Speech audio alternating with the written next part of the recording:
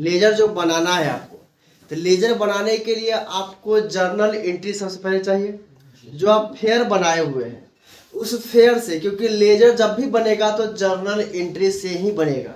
और journal entry जो हम लोग किए हैं, रिकॉर्ड किए हैं, उसी का हिसाब करने के लिए हम लोग लेजर को बनाते हैं। तो लेजर बनाने के लिए आपको सबसे पहले जर्नल एंट्री ही चाहिए।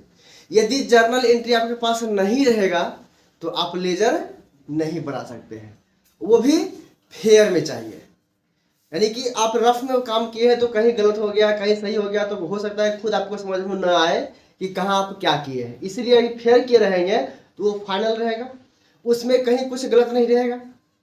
तो उससे आपको क्या करना है, यहाँ पर लेजर बनाना है। तो लेजर बनाने के लिए हम लोग क्या करेंगे, सबसे पहले आपको बताते हैं पिछली क्लास में कैश का लेजर बनाने के लिए। और कैश का लेजर थोड़ा सो लंबा होता है, बड़ा होता है, क्योंकि हर ट्रांजेक्शन में कैश का ट्रांजेक्शन मैक्सिमम रहता है। तो कैश का ट्रांजेक्शन मैक्सिमम रहेगा तो हम क्या करना है, सबसे पहले कैश का ट्रांजेक्शन बनाना है। अब कैश का ट्रांजेक्शन में, तो इस ट्रांजेक्शन में सबसे पहले क्या करेंगे, हम लोग कैश का लेजर खोजेंगे कि कैश का ट्रांजेक्शन कहाँ कहाँ है। तो जो भी ट्रांजेक्शन उस पूरे महीने का रहेगा, आप जिस दिन का ट्रांजेक्शन निकाल रहे हैं उस दिन में आपको सिर्फ और सिर्फ कैश को ढूंढना है, सिर्फ और सिर्फ कैश को ढूंढेंगे और फिर बाकी काम हम लोग करेंगे। तो ध्यान दीजिएगा, सबसे पहला ट्रांजैक्शन जो है cash account DR2 capital account है। Cash account DR2 capital account है। अब क्या बताए थे आपको, इस तरह के फॉर्मेट में आपको इसको डेवलप करना है।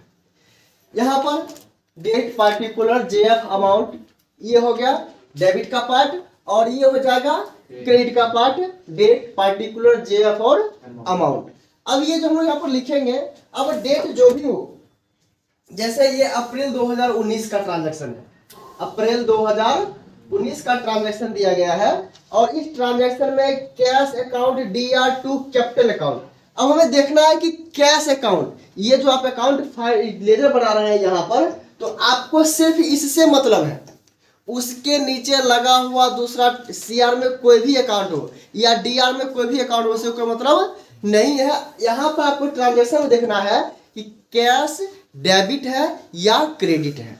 तो यहाँ पर क्या है कि कैश डेबिट है, तो हम डेबिट के पार्ट में आ जाएंगे। अब डेबिट के पार्ट में आने के बाद उसके साथ लगा हुआ जो भी क्रेडिट का अकाउंट है, जो भी उसके साथ लगा हुआ क्रेडिट का अकाउंट है, उस अकाउंट को हम यहाँ पर क्या करेंगे, लिख देंगे।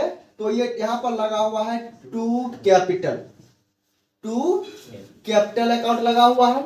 अब इसमें अमाउंट जो है वो है 11 लाख, ये 11 लाख हो गया।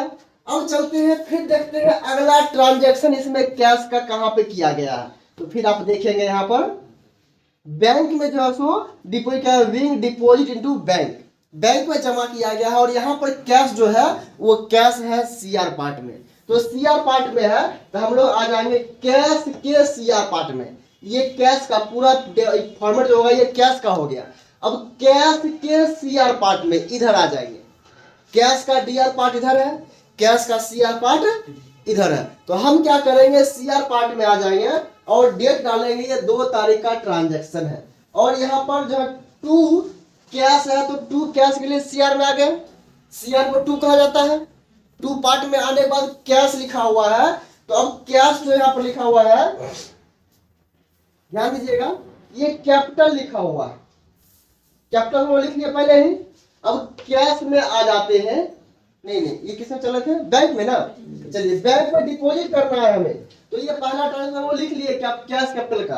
अब दूसरा लिख रहे हैं हम लोग बैंक का, तो ये हो जाएगा बैंक अकाउंट DR है, तो DR को बाय लिखा जाता है, DR को बाय लिखा जाता है। और बैंक में जमा किया गया है 8 लाख रुपए। जब बिजनेस में स्टार्ट किए तो हमारे बिजनेस में कैश आया। अब गोल्डन रूल इसको सेटअप कीजिए, ये दोनों फॉलो कर रहा है कि नहीं कर रहा है। तो रियल अकाउंट हो गया कैश, और रियल अकाउंट का गोल्डन रूल क्या कहता है, debit what comes in my business and credit what goes out from my business. Debit what comes in, हमारे बिजनेस में आने वाले संपत्ति को डेबिट करते हैं। कैश आया संपत्ति में, किस रूप में आया, कैपिटल के रूप में हमारे संपत्ति में ये आया है। अब कहता है credit what goes out, cash और bank, credit what goes out, हमारे बिजनेस से पैसा गया तो कहाँ गया, किसके माध्यम से गया, तो बाय बैंक, बैंक में चला गया या बैंक के माध्यम से ये पैसा गया, बैंक में हम जमा कर दिया, बैंक के माध्यम से खर्च किया गया। तो आपके पास 11 लाख रुपए आया अभी तक और आप क्या किए, बैंक में 8 लाख रुपए जमा कर दिए। ये भी इतना ही हिसाब मांगा जा रहा है तो इसका बैलेंस सीडी बन जाएगा 3 लाख और बैलेंस बीडी भी बन जाएगा 3 लाख, क्योंकि अधिक में से क्या करना है, कम को घटाना है। लेकिन हमें और भी ट्रांजैक्शन इस महीने का लिखना है, तो और भी ट्रांजैक्शन जैसे यहाँ पर दिया हुआ है। अब अगला ट्रांजैक्शन है will paid cash to Mohan, Mohan को कैश पेड किया गया है। अब यहाँ पर जो कैश अकाउंट है वो सीआर है, यहाँ पर जो कैश अकाउंट है वो सीआर है, तो सीआर के पार्ट में आ जाएंगे और ये ट्रांजैक्शनल डेट जो है वो 10 अप्रैल का है, 10 अप्रैल का है।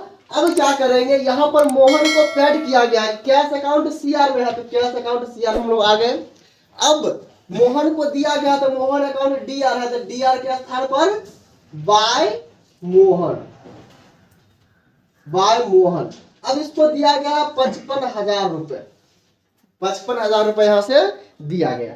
अब ध्यान दीजिएगा, थोड़ा सा आगे बढ़ते हैं। फिर है विन कैश सेल, कैश में संपत्ति को बेचा गया है, सेल किया गया है, कोई भी प्रोडक्ट गुड्स को बेचा गया है कैश में, तो यहाँ पर क्या करेंगे, कैश अकाउंट डीआर है और कैश अकाउंट डीआर है और ये 1,20,000 रुपए का ट्रांजैक्शन है, 1,20,000 का ट्रांजैक्शन है तो डीआर के पार्ट में आ जाएंगे।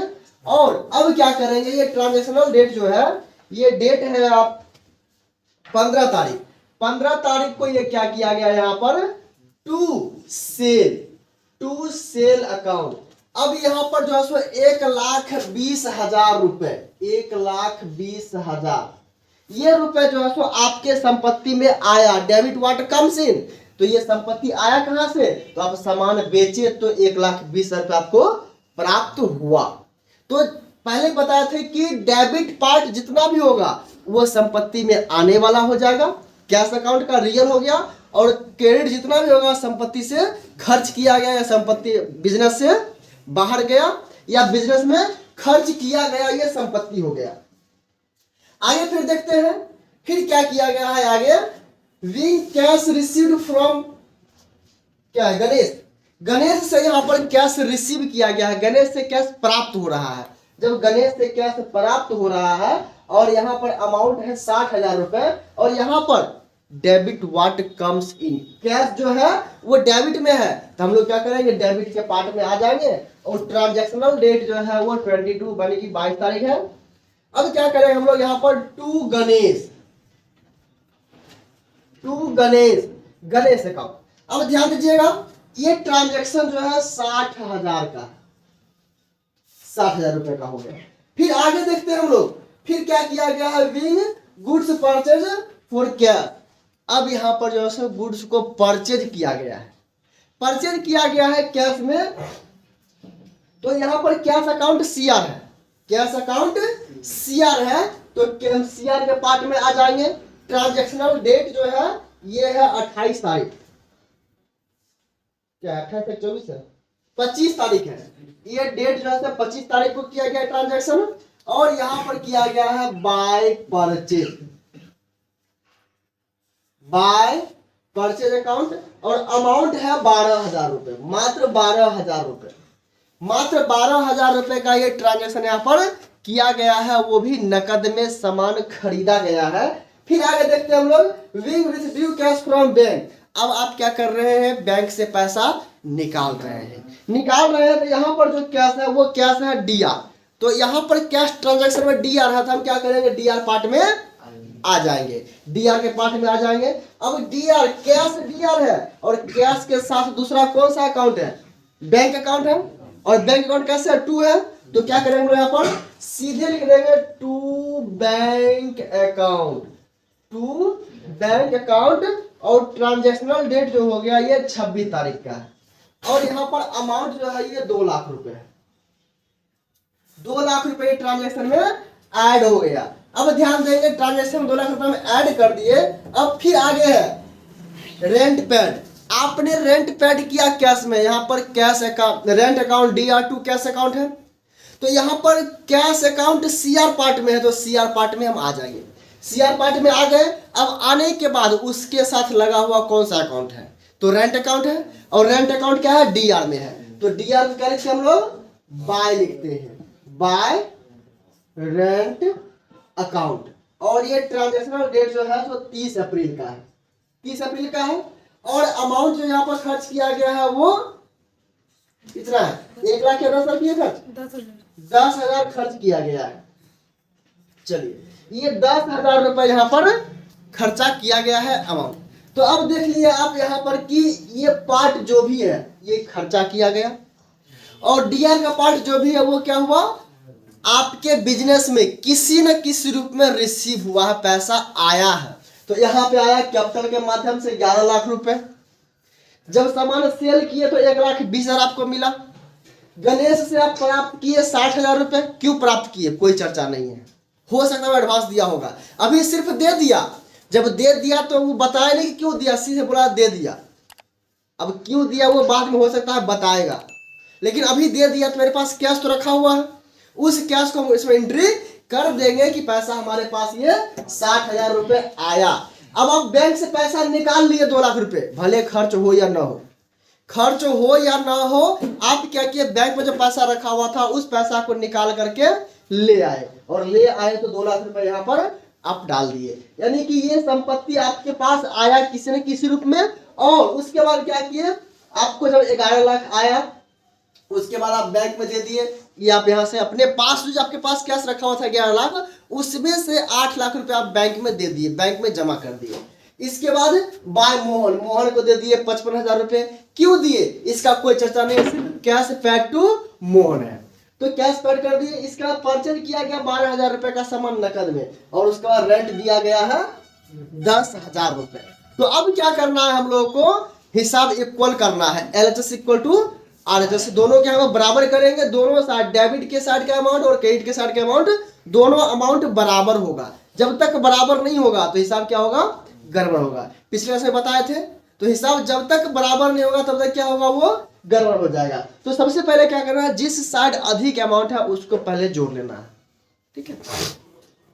तो 11 लाख, एक 12 लाख, और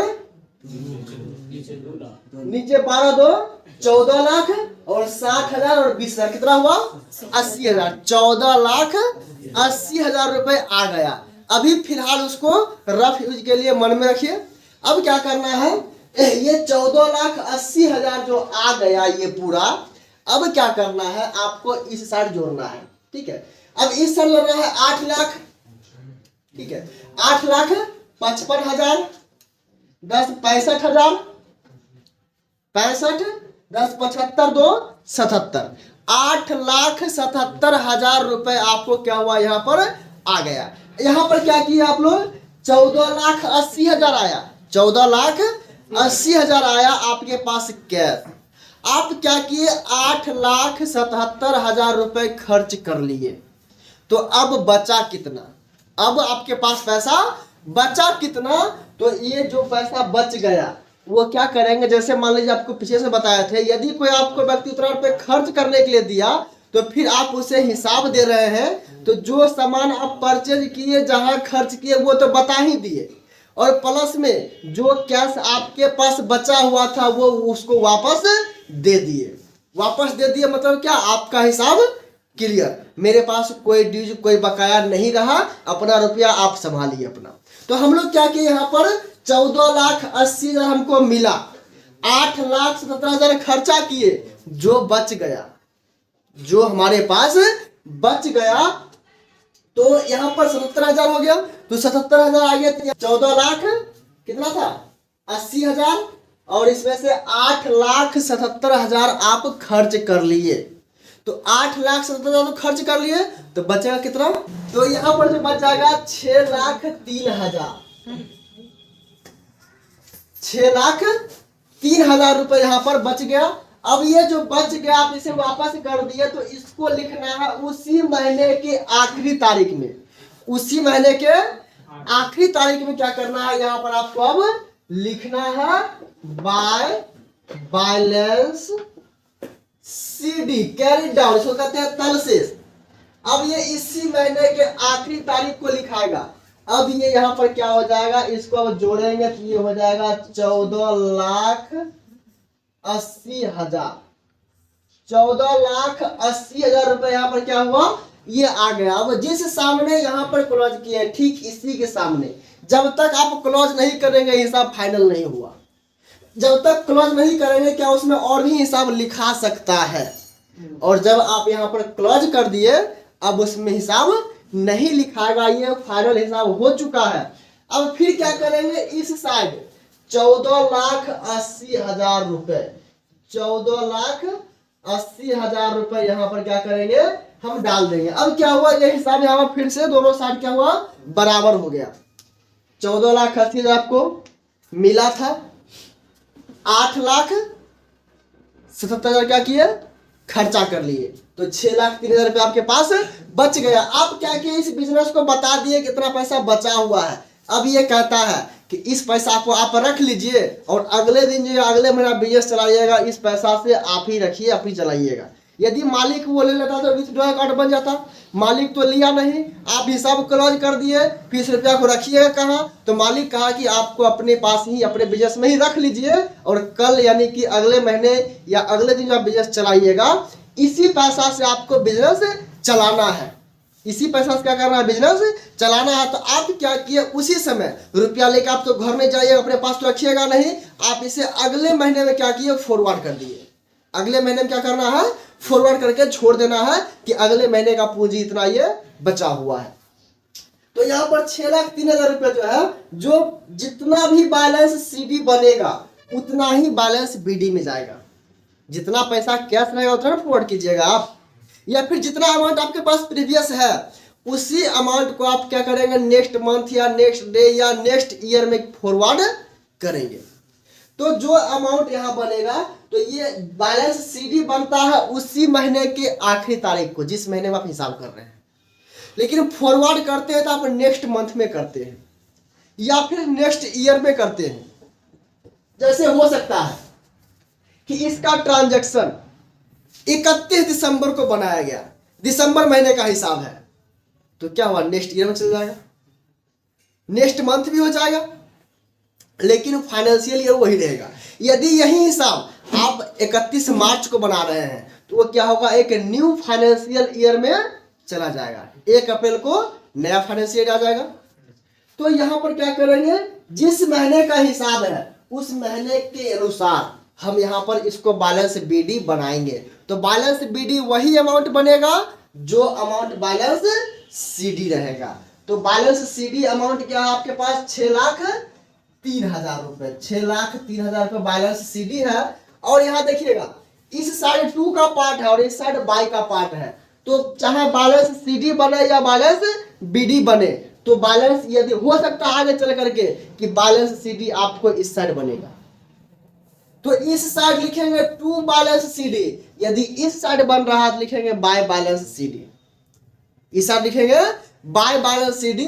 अब ध्यान दीजिएगा, तो इस साइड हम क्या करेंगे, to balance b d brought down, तल शेष को आगे बढ़ाया गया, मतलब जो पिछले महीना पैसा बचा हुआ था उसी पैसा को क्या किया हम लोग अगले महीना में ट्रांसफर कर दिए, अगले महीना में ये पैसा आ गया। अब इसको क्लोज नहीं करना है क्योंकि अब अगले महीना का हिसाब, जैसे मान लीजिए हो सकता है फिर आप सामान सेल कीजिएगा, फिर आप सामान सेल कीजिएगा, फिर आप किसी से कैश रिसीव कीजिएगा तो वो कंटिन्यू लिखाते जाएगा, फिर आप खर्चा कीजिएगा तो फिर अब इसके नीचे लिखाएगा, इसके नीचे, इस क्लोज लाइन के नीचे हमेशा लिखाएगा यदि अगले महीना फिर काम कीजिएगा तो। लेकिन इस बिजनेस को, इस ट्रांजैक्शन को हम इसी महीने में यहाँ पर इंड कर देते हैं। तो अब इसी महीने हम इंड कर दिए, ये बिजनेस आगे बढ़ा नहीं है, आपको सिर्फ 1-1 महीने का ट्रायल बिजनेस दिखाया जा रहा है, तो ट्रायल बिजनेस यहाँ पर चल गया। जब हम लोग कंटिन्यू बिजनेस को आगे बढ़ाएंगे, ऐसा ट्रांजैक्शन आपको दिया जाएगा, तब क्या करेंगे हम लोग उसको आगे बढ़ाएंगे। तो आज के लिए यहीं तक, आगे अब